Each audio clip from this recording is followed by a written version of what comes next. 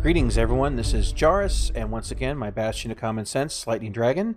And this week, we're here to discuss, well, the MMO environment. But before we get into that, I'd like to quickly read a fact that came out by Will Leverett dealing with the admission into the PTU and how you move your name up the ranks into different waves.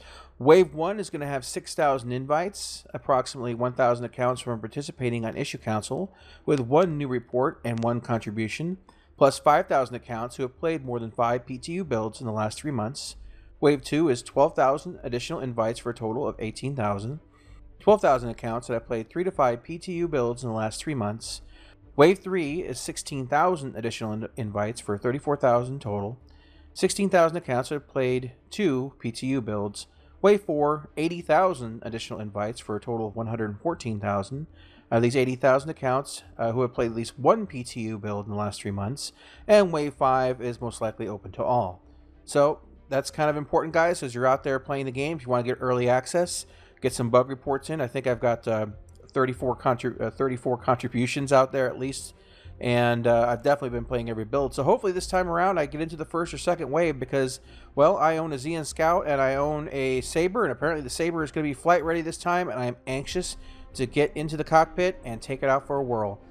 Anyway, this week we're talking about why Star Citizen, in my opinion, and also Lightning's, is basically a wonderful change to the escape of the treadmill that normal MMOs have you go on. Lightning, what's your thoughts on it? Well, it's like a lot of the other MMOs that we'll just not name because that's automatic thumbs down. Basically, you have this theme park where basically you just talk to NPC A and they give you a quest to do, mission B. That's basically the entire game. And then you get to the very end of the game and basically you hit this brick wall where it's get all the best items, farm all the best locations, and for the most part it's been done to death, and it's boring and it's tedious and it's just Now I will name a game having come from here comes those thumbs down. No, having played World of Warcraft for years, I was on the treadmill. Last time I played it was, of course, the Wrath of the Lich King expansion, and we would do 40-man Nox Ramus runs. And the thing is that you would spend every week doing a run that would basically take you 2 days. You'd split it into 4-hour sections because it was a massive run. And you would go through that. You eventually get all the gear just in time for the next expansion to come out, where all the green mobs, basic mobs, dropped better gear than what you spent months raiding for. And to me, that gets to be obnoxious. I hate the fact that the level caps go up, the equipment gets quote-unquote better, bigger and better, and all that time that you spent basically gets thrown into the toilet. Sometimes it makes me feel like I should just wait to the game as they say, hey, we're never putting out another expansion for this ever again, we're shutting the game down in a year, and then play the game. Because at least that way I can know that I've seen everything, I've done everything, I've accomplished it, I've got the best gear, and that's all there is to it. And there's some MMOs out there that do a way better job. I play ESO currently. I think it's a very interesting system right now. I have a when you get to max level, you push on past that to this legendary status, and when you get these special points you put into your constellations, like you see in a lot of the old Elder Scrolls games, those points actually carry on to your other characters too. So even if you make a new character, they have all these special points that can go into increasing their abilities at any point in time. As you raising up your main character, kind of gives you an incentive to go in there and really push one character. But that game I've never felt as grindy, and it did a really good job, I think, on that. But for me, Star Citizen, you take out the levels, take out the purple gear, the gold gear, whatever, and it comes down to you, hey, I'm going to modify this weapon, I'm going to buy the parts, I'm going to hunt it down, I'm going to buy it on the market, and it really comes down to your personal skill. And a lot more skill focused. Yeah, very much so. You see a lot of that in more modern MMOs too these days. They're trying more active combat systems. You have Guild Wars, you have Elder Scrolls. Yeah. Well, you have also, isn't it Black Desert that one Yeah, coming? Black Desert. Black Desert also doesn't have a level cap. I think there is no level cap, and once you get level 50, you're put into a soft cap of experience, and then after that you get slower experience, and you just get more and more skills. So in theory, if I'm understanding things correctly, with that game, you can actually learn every single skill in the game. Okay, so they in that sense it's kind of like Guild Wars, where you do hit a level cap, but you can keep getting skill points to learn. Yeah. And that like the original Guild Wars, I should say. Yeah, I think it's more set up for passive things, um, and then like upgrading your current things. Where like with well, with Guild Wars, for example, you have your weapon-based abilities, and then you have your chosen abilities. Like you have a heal, and then a utility slots. Where with Black Desert, you mostly just have just skills in general. Like this is my skill as a warrior. I have these skills, and you can upgrade those skills, and they're hotkeyed to a bunch of different things. And for me personally, I think the game looks interesting. That doesn't mean I'm going to go out and buy it, though, but it's one of those things I wonder how this is going to do, because if anybody who's been listening to our channels or anything, remembers Arcade, the nightmare that was, Oh, that's yeah. pretty much burned me on everything Korean MMO. Yeah, They, they, they that game took started strong, and then they basically turned it into a pay to win nastiness, and it just Bot got Fest oh, and it got ugly. Yeah, people who were playing with bots would be able to they were ruling the game, and they had this digital rights protection thing, whatever this thing that would basically would kick off legitimate players. oh, the anti-hack thing. Anti Yeah, hack, yeah, you it got so many false positives. You just walk around. I harvested a flower. Oh, player harvested flower. Kick off the server. I couldn't play no, yeah, for he couldn't play at all. 2 months, and Yeah, I had the premium time or whatever when they were still doing the subscription or whatever. So I should have got a refund, yeah. but no. Plus they had the bots that were buying property and land, Mm. and people putting houses, and so that it would take up 4 slots instead of just one, just to be dicks. A lot of things that made that game fall apart. But like as far as it comes to Star Citizen, Lightning and I have pretty much invested in every ship that interests us for what we're going to do, and Unless someone wants to, send me a $2,000 check or whatever, so I can buy myself one of the big ships, but. someone sends you a two That's thousand dollar check, you get yourself an upgrade Yeah, on your I'm computer. sorry. It'd probably go to a new computer. Absolutely. No, the yeah. So we basically, he's got the mining ship, he's got the Retaliator, he's got the Gladius. I've got too many ships probably here to list and I've about also forgetting got a few. the Taurus for bulk goods Yeah, transport. Taurus. That's true. So basically, anything he wants to do, he's not going to have to grind for in the persistent universe. That's the only grinding that you're going to find in Star Citizen, if you want to use that term, is the money grind, is getting cash to get the ship that you want, and also I guess investment in time. Now, for a lot of people, that's what they want. They want to start off with an Aurora or a Mustang, and they want to go ahead and eventually get an Idris, and they want that. That's perfectly fine. Now, for me, I'm very deep into as a backer. I'm definitely what you would call a whale. But the thing is that this has kind of been my dream game, what I've been waiting for, and I just want to play it. I want to do everything I want to do from day one. Obviously, I'm going to probably start with something like using my freelancer max to do cargo runs, just to get some money built up, just to have some operational funds. But But outside, the thing here, though, with Star Citizen is it's not like you start off as level 1 pilot, and we're not even going right, to bring in levels here. You start off as, ensign pilot, and you have, the dirt ship or you have the mud ship. One is better at something, one is better at the other thing. But the way the game is supposed to be set up here, now there's a lot of stuff that's still in flux and being, but you can either do a cargo mission, you can do an escort a cargo mission, or you can just do a combat mission. And those are just three that I pulled off the top of my head. And right, what was really going to come down to is, say you get yourself the Mustang. I don't know what the package price is now, but it was like $45. Now you have a dedicated combat ship. And that combat ship, if you are a really good pilot, is going to be just as good as like the 300 series, because they're all basically the same thing. We'll not talk about the Hornet because that thing is broken and overpowered right now. But as long as you're a good pilot and you have the skill to, do the maneuvers and finish the missions, you'll make just as much money as someone who's out there in their Super Hornet. It might take them less time to do it, but it's not like you're just locked out of content. For example, like with Elite Dangerous, you have ranks in that. There's really no levels, kind of how Star Citizen's going to do it.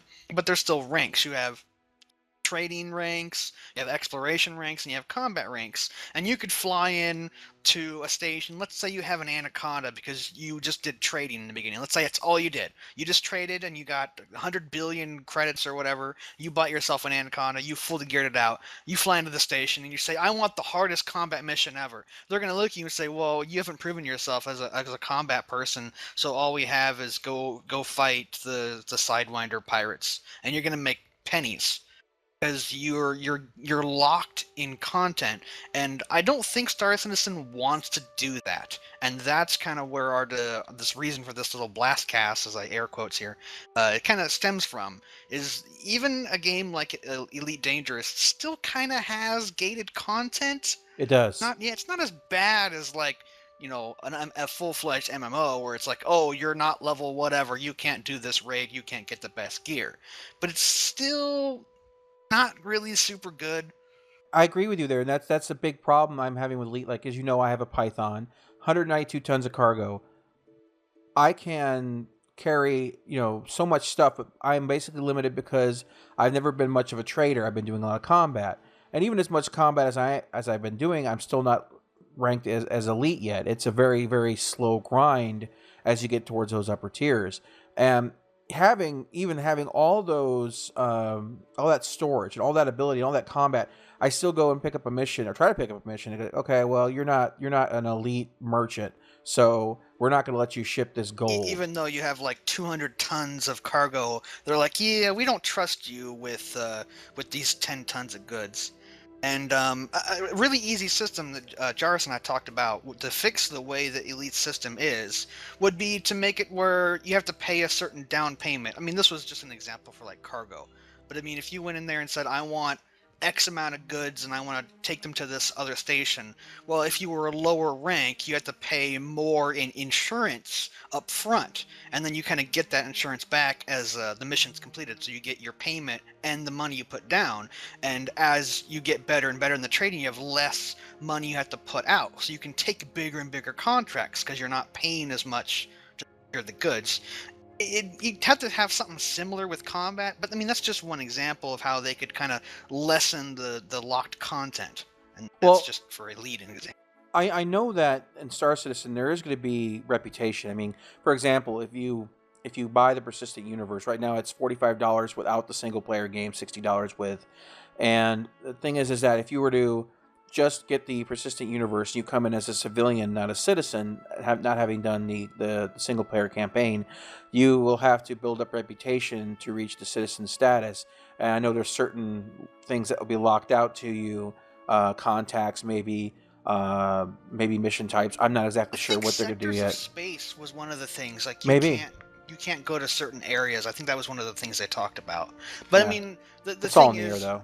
Yeah, the problem here is Star Citizen isn't a released game, so it's things from the dev, it's theory crafting, it's things that they kind of hinted at but never qualified. So to compare Star Citizen's alleged system to what Elite has is kind of like comparing what you see outside of the window and go, oh hey, there's a mailbox out there, as opposed to you physically walking over and touching the mailbox and looking inside it and going, oh, it's a mailbox and there's mail in it. Well, that's Elite's the best example, but Elite. Well, the reason we're using Elite for comparison because it's the closest thing to Star Citizen. Yeah, there's that too. And you really can't. There's no levels there either, and you just have to have the money. So in some respects, there's that comparison. They're adding multi-crew ships this season. They're going to have, obviously, they already have planets you can land on. They're going to have you have character creation. There's another thing that they've kept a secret. I guess it's going to be the final expansion, or the final for this season's add-on. So there's things coming with that game that are So when I look at that, and then I look at, there's nothing wrong with looking at a good concept and basically for the most part copying that concept onto another game. I mean, if the wheel is round, you're not going to get it any rounder. You might as well just go ahead and make a round wheel. You're not going to go ahead and if I just square it up a little bit, it'll be a little bit rounder. It's not how that works. So there's nothing wrong with looking at an idea saying, "Wow, that's really smart." I mean, the perfect example of this, just to go back to MMO environment, is that after EverQuest, World of Warcraft, what they did is they talked to the top EverQuest guilds when they were developing the game about what they would change, and a lot of the changes was how the UI interface was there, and that UI, that whole the way that it's set up has become almost the standard that you see now in every MMO. You have your powers at the bottom, your 1 through whatevers. You have your inventory, extra inventory slots or whatnot, or extra things you can open up on the side or whatnot. Adjustable UI, move your radar here or whatnot. A lot of these things came through mods, came through the basics, came through a lot of the changes World of Warcraft made. As I said, if it works, why try to reinvent it? Unless you can come up with something radically better. But for the most part, I think that we can look at Elite Dangerous to see some directions that maybe Star Citizen will go, because we know that Chris Roberts has looked at that game. I think he's also a backer. In fact, I've killed Chris Roberts several times in the game as an NPC. So since your name's supposed to be in the game, if you're an early backer, I'm pretty sure that he did. So yeah, so I'm harsh. I'm critical on a lot of things that Star Citizen does, not because I don't like the game. I don't want to in any way or fashion make you feel that I don't like the game. I'm harsh and I'm critical because we're in alpha and I'm fighting for every square inch, everything that we can do to make the game the best it can be. And that's the difference. I believe in the game. I wouldn't have put as much money into it. I wouldn't have put money into this computer if I didn't believe in it. And I wouldn't be putting time into this channel. But the thing is that I'm going to point out where things I feel are going wrong, and I'm going to point out where I feel things are going right. Now, in this area, as far as the changing the way that MMOs work with no levels, none of that crap, skill-based, that couldn't be more right, in my opinion, if you tried, because we don't have dial-up modems anymore. We don't have that restriction. We don't need to take turns. I used to play Muds and Mucks. Anyone remembers those text-based MMOs back in the day? And we're way past that time, and it's time to start with our bandwidth getting into real-time actual skill. And Star Citizen is going to be one of the first games, in my opinion, to the extent that they're doing it, to pull it off quite successfully. War Thunder doesn't count. War Thunder doesn't count. No, War Thunder's not really an MMO either. It's a free-to-play game. It's a lobby-based, whatever they call them. Yeah, I wouldn't really call that an MMO. I put that in the vein of World of Tanks and stuff. It's just its own thing. But anyway, guys, I want to keep this somewhat short. That's why it is called the BlastCast. I don't want you to have to sit here and listen to us ramble for 2 hours or get drunk and ramble for 2 hours. Yeah, we could. In fact, I'm tempted half the time to stream our conversations because they get pretty weird. So anyway, guys, this is Jarvis Citizen Gamer and, of course, Lightning Dragon, who this week did not check his email nor did come out of the closet. What about email? What was that? Shut up! I'm never going to let him live that down. That was a very funny opening. If you guys missed that, check a couple back. It was a very funny opening. But thanks for listening, guys, and we'll catch you next week. And I'll try to if I get into the early access on the PTU, I'm going to get a video out on the Xi'an Scout, and I'm also going to get a video out on the Saber. And I did order a second T16000M, so I'm going to be setting up a dual stick system. I'm going to be playing with that, and I'll give you my thoughts on it as well. But anyway, catch you next time. This is Jarvis Citizen Gamer signing out. Have fun.